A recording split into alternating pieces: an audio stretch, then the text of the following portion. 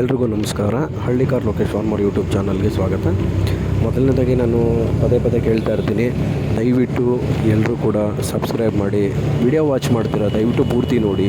ನೀವು ಎಷ್ಟು ವಿಡಿಯೋನ ಸಪೋರ್ಟ್ ಮಾಡ್ತೀರೋ ನಾನು ಅಷ್ಟು ನಮ್ಮ ಚಿಕ್ಕ ಪುಟ್ಟ ರೈತರುಗಳನ್ನು ನಾನು ಭೇಟಿ ಮಾಡೋದಕ್ಕೆ ತುಂಬ ಅನುಕೂಲ ಆಗುತ್ತೆ.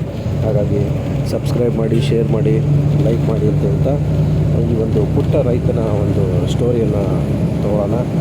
ಯಾಕೆಂದರೆ ವ್ಯವಸಾಯ ಮಾಡ್ತಕ್ಕಂಥ ಒಬ್ಬ ರೈತ ಏನು ಮಾಡ್ಬೋದು, ಅವನ ಆಲೋಚನೆಗಳು ಏನಿದೆ ಅನ್ನೋದನ್ನು ನಾನು ಇದರಲ್ಲಿ ತಿಳಿಸ್ತಾ ಹೋಗ್ತೀನಿ. ದಯವಿಟ್ಟು ಸಪೋರ್ಟ್ ಮಾಡಿ, ಸಬ್ಸ್ಕ್ರೈಬ್ ಮಾಡಿ, ದಯವಿಟ್ಟು ಮರಿಬೇಡಿ. Thank you.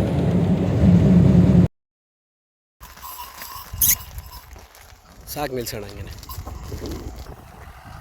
ನೋಡ್ತಾ ಇರ್ಬೋದು ಸ್ನೇಹಿತರೆ, ಇವತ್ತು ನಮ್ಮ ಬಿಡದಿ ಪೈಲ್ವಾನ್ ಕರಿಯಪ್ಪ ಅವ್ರನ್ನ ಎತ್ತಾಕೊಂಡು ಒಂದು ಕರ ನೋಡೋಣ ಅಂತ ಹೊರಟಿರ್ಬೇಕಾದ್ರೆ ನಮ್ಮ ರೈತರ ಮನೆ ದನ ನಿಲ್ಸಿ ಕರೆಕ್ಟಾಗಿ ಎತ್ತನ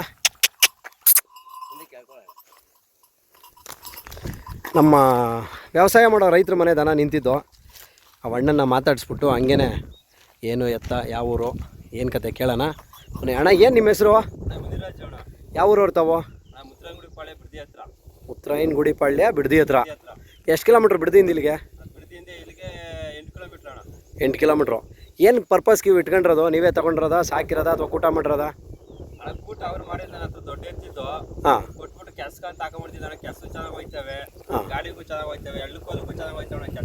ಯಾವ ಕಡೆ ಕರ ಕಟ್ಕೋಬೋದು? ಎಡಗೋಲ್ ಬಲಗೋಲ್ ಎಲ್ಲ? ಹಾಂ, ಹಂಗಾಗಿ ನೀವು ಇಲ್ಲಿ ತಂದು ನೀವು ಈಗ ಸಾಕಾಟ ಮಾಡ್ತಾಯಿದ್ದೀರಾ. ಎಷ್ಟು ದಿನ ಆಯ್ತು ನೀವು ತಗೊಂಬಂದು? 12 ದಿನ. ಈಗೆಲ್ಲ ಉಳ್ಮೆ ಕಟ್ಟಿದ್ರ ನೀವು? ಉಳ್ಮೆ ಮಾಡ್ಬಿಟ್ಟು ಬಂದು ಆರಾಮಾಗಿದ್ದೀರಾ. ಓಕೆ. ಈಗೆಲ್ಲ ಬರೀ ಯಂತ್ರೋಪಕರಣಗಳು ಅವು ಇವು ಟ್ರ್ಯಾಕ್ಟರೆಲ್ಲ ಬಂದವಲ್ಲ, ದನ ಕರಿನ ಉಳ್ಮೆ ಮಾಡೋಕ್ಕೆ ಭೂಮಿ ಇದೆಯಾ? ಭೂಮಿ ಮಾಡೋರು ಮಡಿಕೊಂಡವ್ರೆ, ಮಡಗಿದ್ರೆ ಮಡಿಕೊಂಡಿಲ್ಲ. ನಾವು ಅಪ್ಪ ಕಲ್ದಿಲ್ಲ. ಭೂಮಿ ನಮ್ಮದು 6 ಎಕರೆ ಭೂಮಿ ಅದೇ. ಈಗಲೂ ರೋಡ್ ಪಕ್ಕದಲ್ಲಿ ಅದನ್ನು ಮಾಡ್ತಾ ಇದ್ದೀನಿ ನಾನು.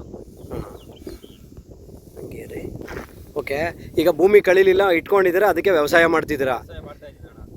ಈ ರೈತರನ್ನ ಈ ರಾಜಕಾರಣಿ ಬೇವರ್ಸಿ ನನ್ನ ಮಕ್ಕಳು ತಮ್ಮ ಸ್ವಾರ್ಥಕ್ಕೋಸ್ಕರ ಎಲ್ಲ ಜಮೀನು ಕಿತ್ಕೊಂಡು ಲೇಔಟ್ ಮಾಡ್ತಾವ್ರಲ್ಲ, ಏನು ಅನ್ಸುತ್ತೆ ನಿಮಗೆ? ಏನ್ ಮಾಡ್ಬೇಕು, ನಮ್ಮ ಕೈಯಲ್ಲಿ ಕಾನೂನು ಇಲ್ವಲ್ಲ. ಅಲ್ಲ, ಓಟ್ ಹಾಕಿದೀವಿ ತಾನೆ, ನಾವೇ ತಾನೇ ಕೊಟ್ಟಿರೋದು ಕಾನೂನ, ನಾವ್ ಹೇಳ್ದಂಗೆ ಅವ್ರು ತಾನೇ ಕೇಳಬೇಕು. ಈಗ ಇಚ್ಛೆ ನೋಡು, ಬೈರ್ಮಗಳತ ಮಾಡೋರು ಏನ್ ಕಣ ಅದು ಸುಖ. ಪಾಪ ಅವರು ನಮ್ಮನ್ ಸ್ನೇಹಿತರು ಅವರೇ ಬೈರ್ಮಗಳತವ. ದಿವಸ ಫೋನಲ್ಲಿ ಮಾತಾಡ್ತೀನಿ. ಅವ್ರು ತಗಿರೋದೆಲ್ಲ 5 ಗುಂಟೆ 4 ಗುಂಟೆ ಅಂತೆ. ಮನೆಗೆ 2 ಸೀಮೆ 4 ಅವೆ, 5 ಇದಾವೆ. ಪಾಪ ಅವ್ರು ಏನ್ ಮಾಡೋದವಣ ಪಾಪ ಅವರು. ಅಲ್ಲಿ ಏನು ಬೆಳೆಯೋದು ಇಲ್ವಂತೆ, ಬರಡು ಭೂಮಿ ಅಂತ, ಅದು ಒಂದ್ ಮರ ಗಿಡ ಏನು ಇಲ್ವಂತೆ. ಓಡಾಡಿದ್ ನಂದು ಚಾಟಿ ಬಗ್ರಿ ವ್ಯಾಪಾರಣ ಆ ಕಡೆ ಒಯ್ತೀನಿ ಬರ್ತೀನಿ. ಎಲ್ಲ ತೆಂಗಿನ ತೋಟ, ಸೀಮೆ ತೋಟ, ಇವು ರೇಷ್ಮೆ ತೋಟ ಜಾಸ್ತಿ ಅವಣ. ಮನೇಲಿ ಇಲ್ಲ ಅಂದ್ರು 4-5 ಸೀಮೆ ಸಾವೆ. ಅಲ್ಲ, ಅವ್ರು ಏನು ವ್ಯವಸಾಯನೇ ಮಾಡಲ್ವಂತೆ. ಯಾರೋ 8 ಜನ ರೈತರಿದಾರಂತೆ ಇಡೀ ಬೈರ್ಮಂಗ್ಲ ಪಂಚಾಯತಿ, ಕಂಚಕನಹಳ್ಳಿ ಪಂಚಾಯತಿ, ಮನಗನಹಳ್ಳಿ, ಹೊಸೂರು, ಇಲ್ಲೆಲ್ಲ ವ್ಯವಸಾಯ ಮಾಡ್ತಾರೆ. ಅಲ್ಲಿ ಇವತ್ತು ಸತ್ತೋಗ ಮುಚ್ಕೊಂಡು 2 ಸೀಮೆ ಮಾಡಿಕೊಡೋದಾಡ ಅಲ್ಲಿ ಆ ಥರ. ಅಲ್ಲ, ಇವಾಗ ನಮ್ಮ ಏನು ಕರ್ನಾಟಕ ರಾಜ್ಯ ಸರ್ಕಾರದ ಮಾನ್ಯ ಮುಖ್ಯಮಂತ್ರಿ ಡಿ ಕೆ ಶಿವಕುಮಾರ್ ಹೇಳ್ತಾರೆ, ಅಲ್ಲಿ ಯಾರೂ ರೈತರಿಲ್ಲ, ಇರೋರು 4-5 ಜನ ಅಂತ ಹೇಳ್ತಾರೆ. ರೈತರಿರೋದೇ ಬೈರ್ಮಂಗ್ಲ, ಆರ್ವಳ್ಳಿ, ಆ ಸರೌಂಡಿಂಗೇನೆ ನಮ್ಮ ರೈತರಿರೋದೇ ಅದು. ಅಲ್ಲ, ಅಲ್ಲಿ ಹೇಳ್ತಾರೆ ಏನು ಬೆಳೆನೇ ಬೆಳೀತಾ ಇಲ್ಲ, ಯಾವ ತೆಂಗಿನ ಮರ ಇಲ್ಲ, ಏನಿಲ್ಲ.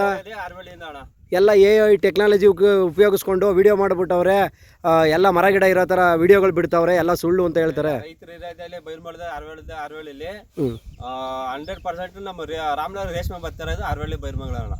ಅಲ್ಲ, ಯಾಕೆಂದರೆ ರೇಷ್ಮೆನೇ ಬೆಳೆಯೋಕ್ಕಾಯ್ತಲ್ಲ.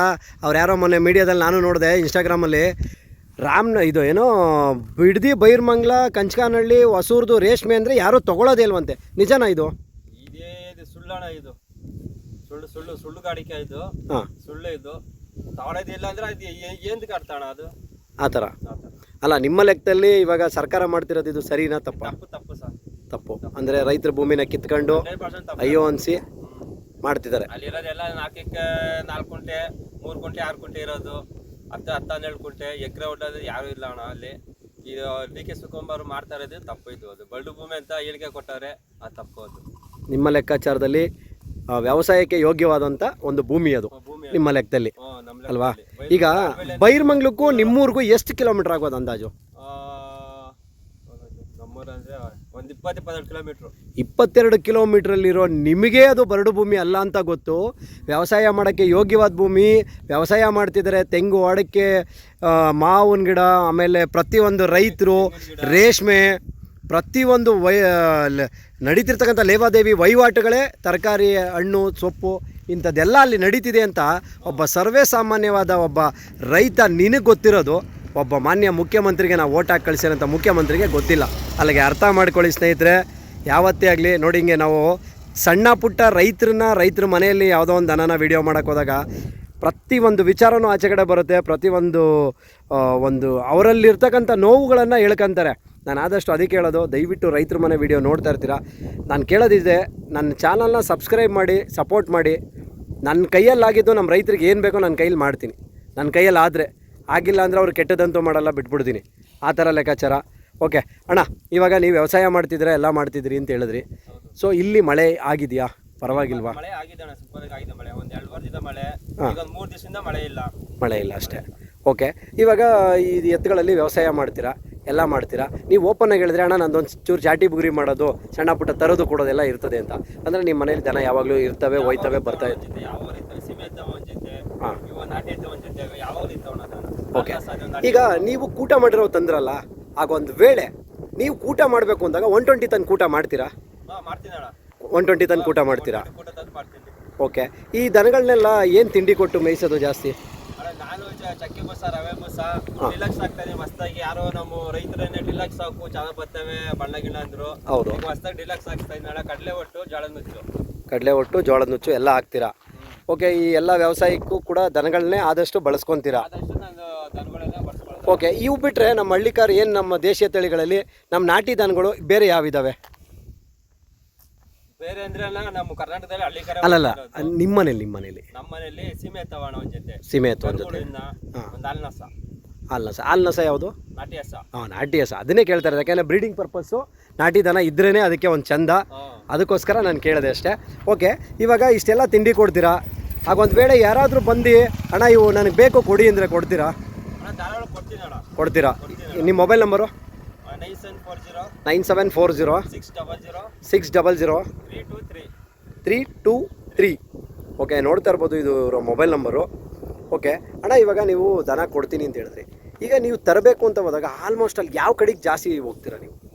ಜಾಸ್ತಿ ನಾವು ಆಗೋದು ಸಂತೆ ಬಂಡೆ ಓದಾಡ್ತೀವಿ. ಸಣ್ಣ ಪುಟ್ಟ ಸಂತೆಗಳು ಯಾವೂ ಇಲ್ಲ. ಓಕೆ, ನಮ್ಮ ಸ್ನೇಹಿತರು ಮೈಸೂರು ಹತ್ರ ಹುಣಸೂರು ಹತ್ರ ಪುಟ್ಟಣ್ಣ ಅಂತ ಅವ್ರೆ.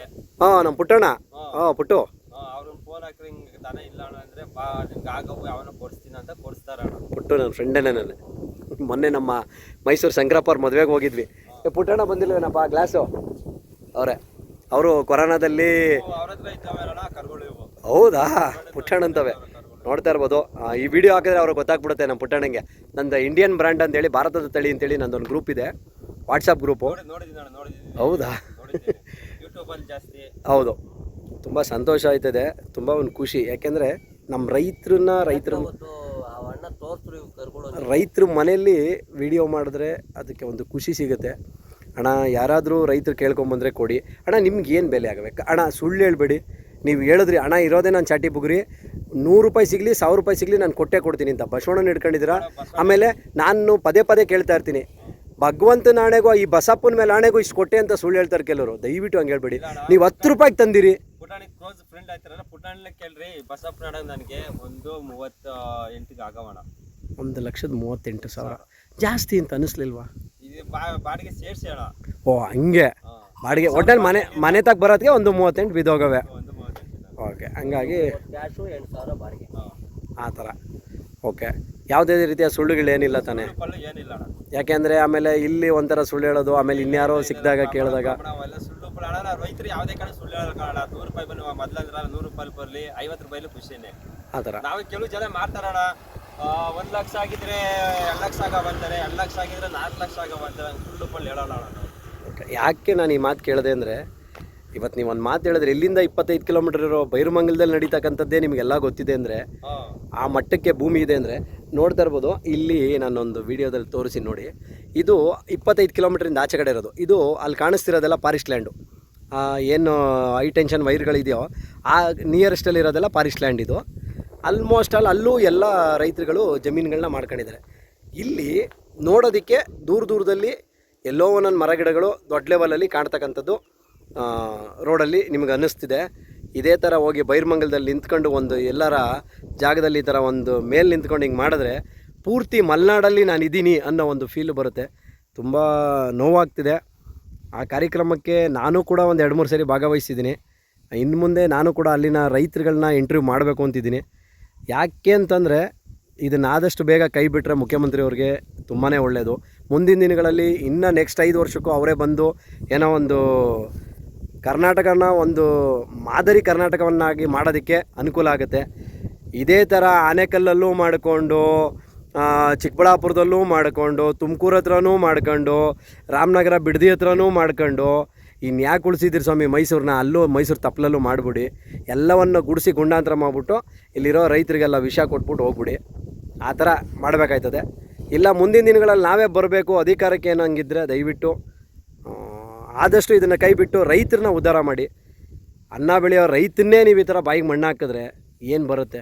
ನನಗೆ ಗೊತ್ತಿರೋ ಪ್ರಕಾರ ನಾನು ಒಂದು 2-3 ಕಡೆ ಜಮೀನು ವಿಚಾರಕ್ಕೆ ಹೋಗಿದ್ದೀನಿ. ಆ ಬೈರಮಂಗಲ, ಕಂಚಕಾರನಹಳ್ಳಿ, ಹೊಸೂರು ಅಲ್ಲೆಲ್ಲ ಲೀಗಲ್ಲಿ ರೆಡ್ ಝೋನ್ ಅಂತ ಗೊತ್ತಿದ್ದರೂ ಕೂಡ 3-3.5 ಕೋಟಿ, 4 ಕೋಟಿ, 3.25 ಕೋಟಿವರೆಗೂ ನಡೆದಿದೆ ಬೆಲೆ ಕೆಲವು ಜಾಗದಲ್ಲಿ ಮೇನ್ ರೋಡಲ್ಲಿ. ನೀವು 2 ಕೋಟಿ 2.25 ಕೋಟಿ ಕೊಡ್ತೀನಿ ಅಂತ ಹೇಳ್ತಿರಲ್ಲ, ಅವನು ದುಡ್ಡನ್ನು ಆಸೆ ಪಡ್ತಿಲ್ಲ. ಒಬ್ಬ ರೈತ ಆಸೆ ಪಡ್ತಿರೋದು ಭೂಮಿ, ಅವನು ಬೆಳೆಯೋ ಬೆಳೆ. ನಿಮ್ಮ ಕೈಲಾದರೆ ಸಾಧ್ಯವಾದರೆ ಆ ಬೆಳೀತಕ್ಕಂಥ ಬೆಳೆಗೆ ನ್ಯಾಯವಾದ ಬೆಲೆ ಕೊಡಿಸಿ. ಅವತ್ತು ಜನ ತುಂಬ ಖುಷಿ ಪಡ್ತಾರೆ. ನೋಡಿ, ಇವತ್ತು ಈ ಅಣ್ಣರು 25 ಕಿಲೋಮೀಟ್ರ್ ದೂರದಲ್ಲಿರೋರು ಇವತ್ತು ಆ ಊರ ಬಗ್ಗೆ ಎಷ್ಟು ಹೇಳ್ತಿದ್ದಾರೆ ಅಂದರೆ ಇದನ್ನು ಕೇಳಬೇಕು ನಾವು. ಸುಮ್ಮನೆ ಅಲ್ಲೆಲ್ಲೋ ಕೂತ್ಕೊಂಡು ಹೆಲಿಕಾಪ್ಟ್ರಲ್ಲಿ ಮೇಲ್ಗಡೆ ಬಂದುಬಿಟ್ಟು ಅಲ್ಲೆಲ್ಲೋ ಯಾವುದೋ ಒಂದು ಫಾರೆಸ್ಟ್ ಒಳಗಡೆ ನಿಂತ್ಕೊಂಡು ಅಲ್ಲಿ ಯಾವುದೋ ಬರಡು ಭೂಮಿ ನೋಡ್ಬಿಟ್ಟು ಹೋಗ್ಬಿಟ್ಟು ಇದು ಮಾಡಬಾರ್ದು. ತುಂಬ ಒಂದು ನೋವಾಗುತ್ತೆ. ಓಕೆ ಅಣ್ಣ, ಏನು ಇವತ್ತು ನೀವು ದನ ಸಾಕಿದ್ದೀರಾ, ಮುಂದಿನ ದಿನಗಳಲ್ಲಿ ಇನ್ನೂ ಹೆಚ್ಚಿಗೆ ಬ್ರೀಡಿಂಗ್ ಪರ್ಪಸ್ಗೆ ದಯವಿಟ್ಟು ಒತ್ತು ಕೊಡಿ. ಎಲ್ಲೋ ಒಂದೊಂದು ಕಡೆ ಒಂದೊಂದು ಹಸಕರನ್ನು ಸಾಕಿ ಸಾಕ್ತೇವಣ್ಣ ನಾವು. ಆದಷ್ಟು ನಿಮ್ಮ ಫ್ರೆಂಡ್ ಸರ್ಕಲಲ್ಲಿ ಮನೆಗೆ ಒಂದು ದನ, ನಾಟಿ ದನ ಕಟ್ಟಿ ಅಂತ ಹೇಳ್ರಣ. ನಾನು ಹೇಳ್ತಾ ಇದ್ದೆ ಸುಮಾರು ಜನ ನಮ್ಮೂರಲ್ಲಿ ಅವರಣ್ಣ ಕಾಯ್ಸಾಗವ್ರೆ, ಅಲ್ಲಿ ಸಾಕ ಜಾಗ. ಆಮೇಲೆ ಸಾಕ್ತಕ್ಕಂಥವ್ರಿಗೆ ಆದಷ್ಟು ಕಡಿಮೆ ದುಡ್ಡಲ್ಲಿ ಯಾವ್ದಾದ್ರು ಒಂದು ಕರ ಅಥವಾ ಈ 1 ತಿಂಗಳು 2 ತಿಂಗಳು 3 ತಿಂಗಳು ಪಲಿನಸ್ಗಳು ಕಮ್ಮಿಗೆ ಸಿಗ್ತವೆ ಕೆಲವು ಟೈಮಲ್ಲಿ. ಆ ಥರದವನ್ನ ಕೊಡಿಸಿ ಅವ್ರಿಗೆ. ಕಡಿಮೆ ದುಡ್ಡಲ್ಲಿ ಮೇಲಕ್ಕೆ ಬರಲಿ. ಅವರು ನಮ್ಮಂಗೆ ಒಂದು 100 ಜನ ನೋಡಿ ಅವ್ರನ್ನೂ ಒಂದು ಖುಷಿ ಪಡಲಿ. ಮನೇಲಿ ವರ್ಷಕ್ಕೆ 1 ಕರ ಹುಟ್ಟಿದ್ರೆ ಅಣ್ಣ ಎಂಥ ಡಮ್ಮಿ ಕರ ಹುಟ್ಟದೆ ಅಂತಂದ್ರೂ 30-35 ಸಾವಿರ. ಮನೇಲಿ ದಿನ 1 ಲೀಟ್ರ್ ಹಾಲು ಕುಡಿದ್ರೆ ಮಕ್ಕಳು ಮರಿ ನೆಮ್ಮದಿಯಾಗಿರ್ಬೋದು. ಇವತ್ತಿನ ಬೆಳೀತಾರ ಬೆಳೆಗಳು, ಅದಕ್ಕಾಗ್ತಿರೋ ಕೆಮಿಕಲ್ಲು ನೋಡ್ತಿದ್ರೆ ಸತ್ಯವಾಗ್ಲೂ ತುಂಬ ನೋವಾಗುತ್ತೆ. ನಾನಂತೂ ಅದನ್ನು ಹೇಳೋಕ್ಕೆ ಇಷ್ಟಪಡ್ತೀನಿ. ದಯವಿಟ್ಟು ಯಾರೇ ಆಗಲಿ ರೈತರು ಆದಷ್ಟು ಒಳ್ಳೆ ಬೆಳೆನ ಬೆಳೀರಿ, ಆರ್ಗ್ಯಾನಿಕ್ಕಾಗೆ ಯೂಸ್ ಮಾಡೋಣ. ತುಂಬ ಒಂದು ಖುಷಿ ಆಗುತ್ತೆ. ಬಾಣ ಹಂಗೆ ಮುಂದಕ್ಕೆ ಅದ್ರ ಹೊಡೆಯೋಣ. ಯಾರಾದರೂ ರೈತರು ಬೇಕು ಅಂದರೆ ನೋಡಿ, ರೋಡಲ್ಲಿ ಗಾಡಿ ತೊಗೊಂಡು ಹೋಗ್ತಾಯಿದ್ದೀವಿ. ಹೋಗ್ಬೇಕಾದ್ರೆ ಸಿಕ್ಕಿರೋದನ್ನು ಒಂದು ಫೋಟೋ, ಒಂದು ವೀಡಿಯೋ ಮಾಡಿ ನಮ್ಮ ರೈತರದ್ದು ಬಿಟ್ಟಿದ್ದೀವಿ. ತುಂಬ ಒಂದು ಖುಷಿ ಆಗ್ತಿದೆ. ಓಕೆ, ಥ್ಯಾಂಕ್ ಯು ಅಣ್ಣ.